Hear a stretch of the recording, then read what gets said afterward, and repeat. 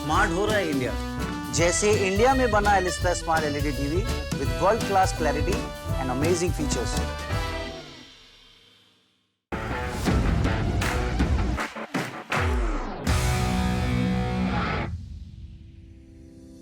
First of all, welcome. It's so lovely to have this chat with you. Tell me, when you found out that you were playing the World Cup, what was your first reaction to it? First reaction was in Holland, so we just won the second game and we found out, well, we'd kind of worked out we were through to the World Cup, and it was just mad. Like, it was crazy how far I'd come personally, but also how far the team had come.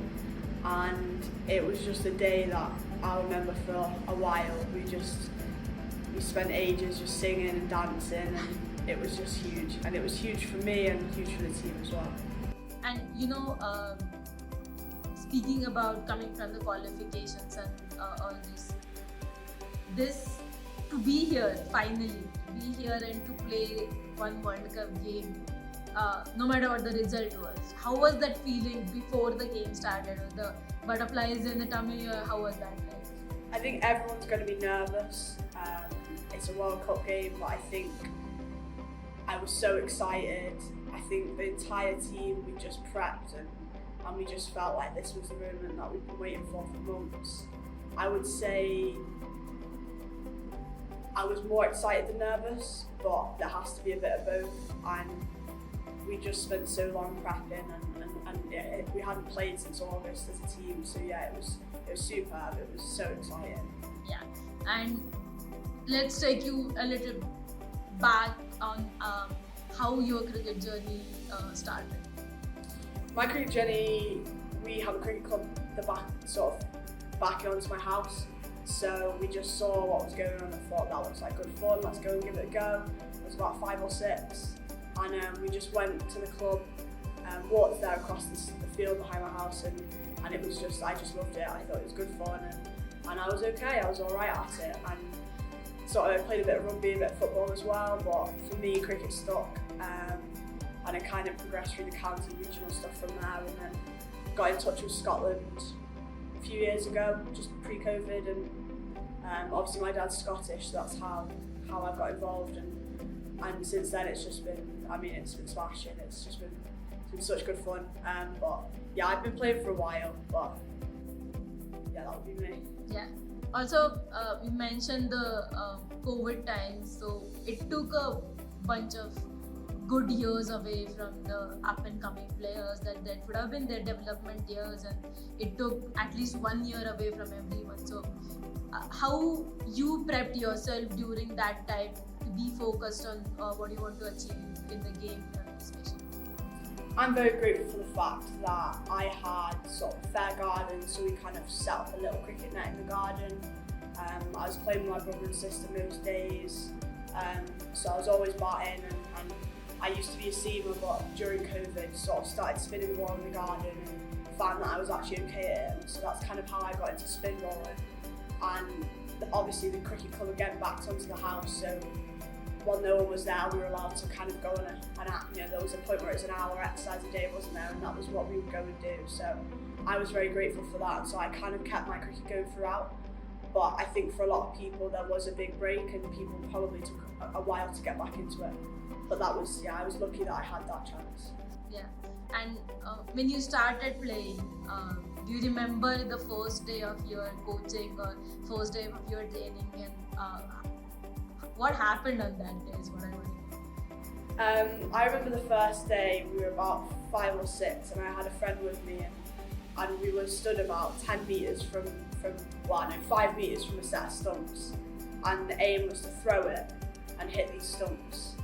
And I hit them quite a few times along with one of my other friends, and everyone else was kind of missing because you're only 5 or 6 and often you can't throw. And so they took another stump out and they said throw it at 2, and we were still hitting them. And then they took another stump out, they said throw it at 1, and we were still hitting them.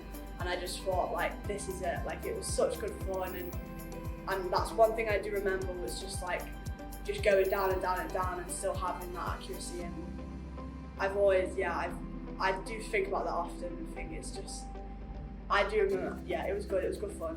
It must give you so much confidence and the fact that you're doing all right and you're enjoying while you're doing it, right? Yeah, I think some of cricket is about that natural talent, isn't it? 10% of it, but most of it is about how much you practice and how many balls you hit and how many catches you take. So I think that gave me that first 5-10% of confidence. Yeah. And then from there, it's just like play often, practice hard.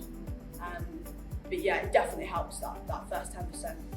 And also, you know, this Scotland has a very good senior team also with the Bryce sisters and even Abdaha, Abby and everyone.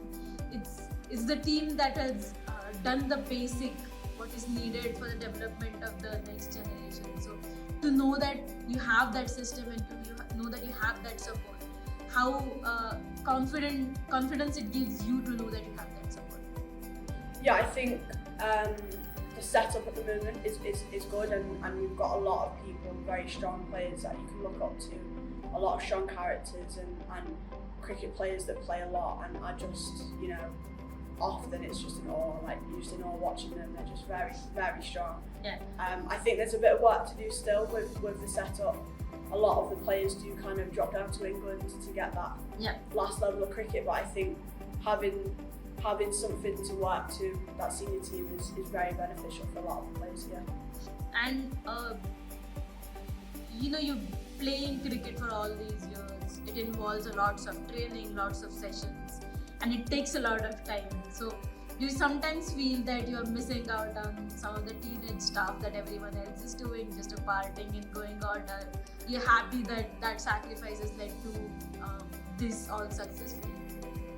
Yeah, I think there's definitely swings and roundabouts with stuff like that. There's nights where I think, oh, I'd love to be at that party, and there's days where I think I'm in South Africa and my friends are back home, and I think I'm so glad I'm here. So it's not the whole time. It's sometimes I do like to go out and have a bit of fun, and sometimes I think, oh, I'd rather, I don't drink often or I don't do anything like that, but sometimes I think, oh, I'd like to go out and just have fun. But the times when, you know, even just being here right now, being sat in South Africa or being in Holland a few months ago, those times it makes it all worth it. Being here and having friends sort of message and say good luck, I'm just so jealous, and I think it's just super cool. So it makes it all worth it.